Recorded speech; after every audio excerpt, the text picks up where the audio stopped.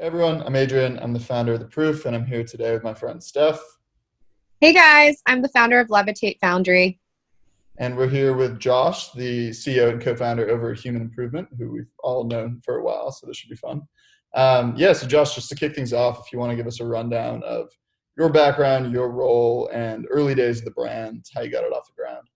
Sure. So I'm a recovering accountant by training, originally from Toronto. So you'll hear that Canadian accent come out here as we chat. But I've built and scaled a number of brands over the years, and with human improvement, it's a chance for us to tackle a pretty big category. We call it global nutrition. And so it's our the vehicle we use to move the world to sustainable nutrition. We kicked it Yeah. off really a year ago through an acquisition, and then we've been now in market for just about 6 months. Brilliant. I love it. And we were just talking about this before that you're kind of like expanding your team now. But walk us through kind of like early days of the team. How big were you? Was it just you and a small team? And then kind of where you are now? Like walk us through that journey. Yeah, so the really started. I was running a company called Dosis in the cannabis space, actually, or we call it the progressive wellness space. And the idea started when I was chatting with a couple of folks on our innovation lab, and I said, "Hey, like all these alternative protein companies are getting massive valuations, like, but they kind of suck. Like the nutritional value is not great, and they're just better veggie burgers, but like for those multiples, like this seems crazy." They said, you're right. They're actually not great. So the original quest was just myself seeing, okay, what is the best alternative protein out there? And it turns out it's actually insects. If you look at the efficacy for the human body and the impact on the environment. So originally I started Human Improvement with an acquisition of a company called Crick Nutrition, which was the first powder protein product in the market, based in Winnipeg. They've been around for about 4 years at the time. So originally it was just myself. Slowly expanded the team, really starting with marketing. So if you look at what the problem was we're trying to solve, it was not a product problem. There's some great products there, but it was really a brand and marketing problem. So that's where we put most of our energy into staffing up and getting, obviously, aesthetics changed right away to help break stigma. And then we scaled up the operations side, saying, hey, we've built a beautiful brand identity. We've got a great narrative. Let's actually execute the plans that we've laid out. So that's how we've grown, but definitely starting small. I love it. Specifically around Dosist, I'm curious if you could distill a couple learnings that you kind of took from scaling Dosist over the years. I mean, now that's a brand name, essentially a household name at this point, at least among my circle of friends. And It's a so, coastal household name, I'd say. yeah, very fair. And so, if you could distill a couple learnings from scaling that brand and what you took from those learnings to scaling Human Improvement now. Yeah, I think the biggest you never learn from your success. You always learn from your errors you make along the way. And one I would say is get proof points before investing more.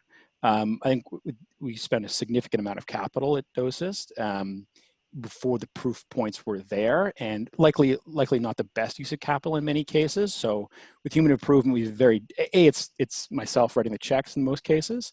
So we want to make sure that we've got market validation first before we start throwing money behind growth. In many cases, that was probably the key learning, and I'd say that's for so many companies we see early stage.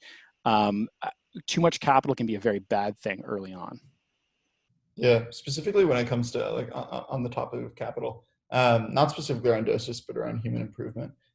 As you scaled it, what type of like growth instruments have you thought about?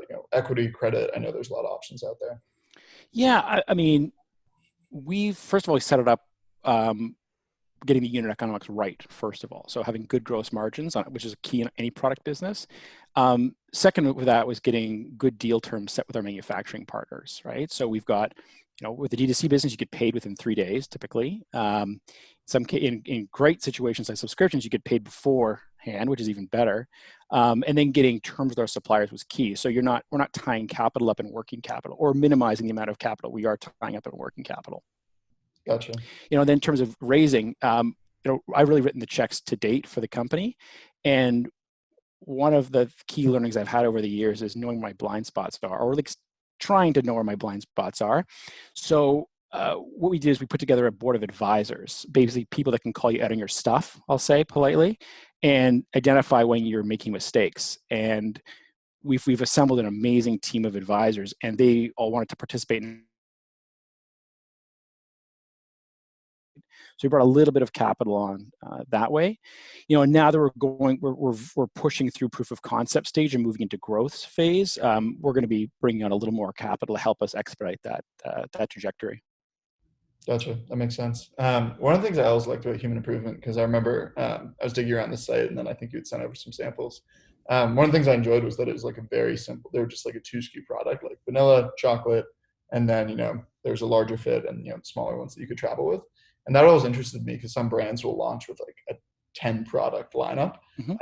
Was that very intentional there, that you're like, we really want to hone these and make sure they're working? I was going to say yes and no. We actually did want to launch with more SKUs. I'm very glad we didn't.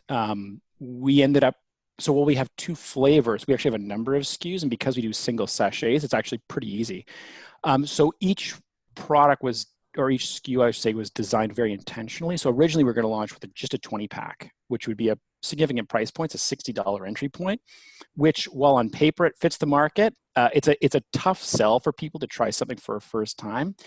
And because we wanted to own the Amazon market, we actually came up with a 3 pack, which would get us under the $10 threshold. And that was really to drive trial. And now our mixed pack is our single biggest selling SKU through Amazon and through D2C. And then our 20 pack is still our biggest seller when it comes to wholesale. So it's actually worked out really nicely. But I think the biggest thing to remember is you don't know what you don't know until you do it. Like you can do all the planning in the world, but give yourself versatility and give yourself the ability to fail, because 9 out of 10 things you will try will fail. You just have to be comfortable with that. I love that. And Josh, just stepping in here, I know on the Levitate side, we've worked with you on quite a few of your different brands. And I would say you're one of our only founders that we work with that just has so much going on. How do you time manage? How do you work across your brands? How do you do so much? Can you share a little bit about that? I actually don't do very much. I kind of look at, when I came to Los Angeles, I really admired folks in the film industry, and they always look at a film as a project. So you might run a production company, but each film is actually its own company, and it has a lifespan. So we've approached it that way, and they'll bring in people that are way better than me for different projects to come in and drive it in most cases. In some cases, the companies are substantial. There's significant teams behind them that are running, but many, of course, that we've worked on are early stage, and call it throwing spaghetti at the wall and seeing what sticks. And it's about making sure there's product market fit, and then building a team around it as fast as you can to scale it. That's incredible. I know a lot of the founders that are probably watching this, they're curious to learn how you build and scale. Do you have anything to share around that? Honestly, it's about you're going to make a lot of mistakes. So many people perfectly. And having been early stage and a number of exits, the things you think are really important when you're starting are generally not the most important thing. So there's a couple of companies I invest and advise on, but I'm not involved in the day-to-day. And it's so refreshing to step out of the weeds and be able to see from a different perspective and saying, you know what, negotiating that small little contract with FedEx doesn't make a difference. Like, make sure people want to buy your product. High sales fixes a lot of problems. And I think that's the big one we've tried to validate and as quickly as possible. But I would say so many early stage founders I talk to that are raising capital are saying, okay, I need to raise $2 million. I'm like, you don't even have a product. Like, you're out of your mind. You don't need capital. You need to figure out what is you're doing first. And that generally doesn't actually take a lot of money. I think some of the best companies I've been involved with raised almost no money. And the ones that have raised a ton of money generally aren't as successful. So I see an inverse correlation with it.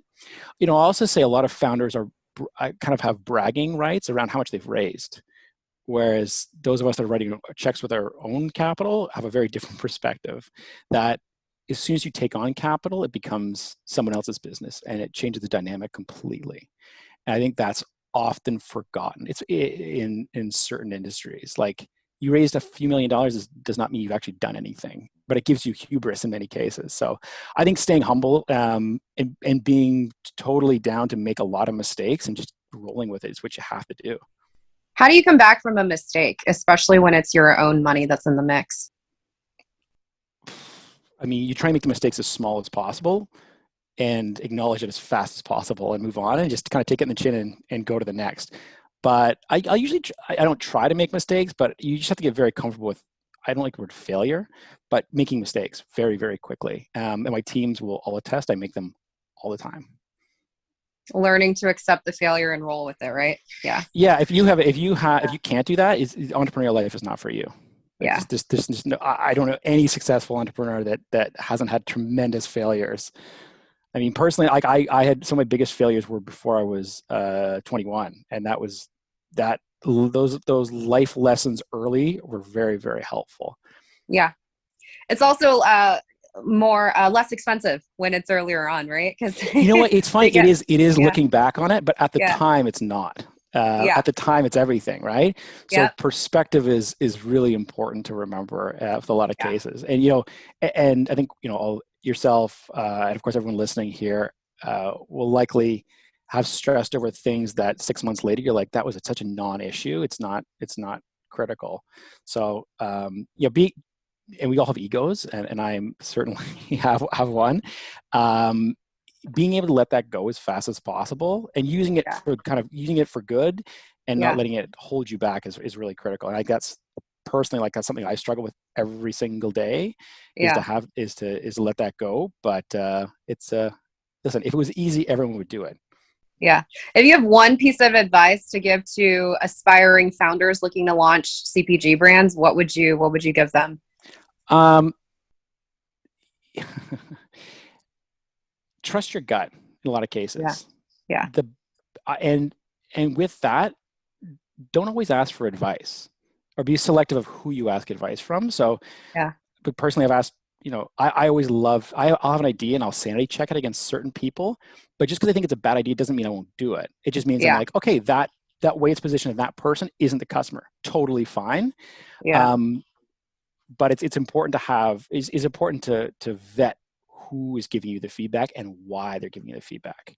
I love that. Yeah. I have brands tell me all the time, oh, this investor told me this and that. And I ask them, did that investor invest in your business? Because if they're telling you X, Y, and Z, it could be anything, So I'll share a quick 2-minute story. We have time here. There's a company I advise, I won't name them, but they won a number of accolades from a prestigious university.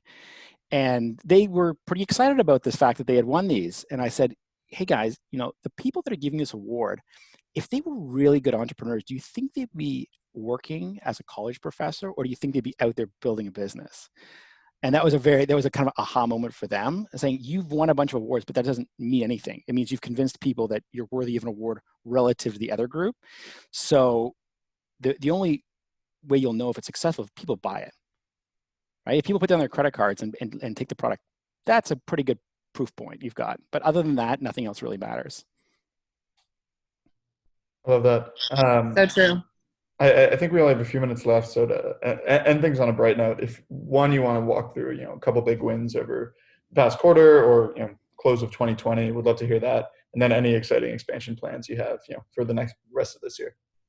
Well, I mean, I want to commend the entire team at Human Improvement. I mean, we've launched during a pandemic, and we launched a product in a category that's incredibly competitive, and we've done so with new packaging that's never been on market before, and new product that's never been on market before, with cricket powder being one of the key ingredients. So there's probably never been more of an uphill battle. So big kudos to them. I want to celebrate all of them actually. And then what's coming next is now we turn on the growth engine, and we were pretty excited with some upcoming partnerships that will be hopefully announced by the time this airs. I love that. This is perfect. Cool. We'll wrap up there. But Josh, thank you for coming on. And again, thanks guys for having me. Appreciate it. Yeah. Thank you. Cheers.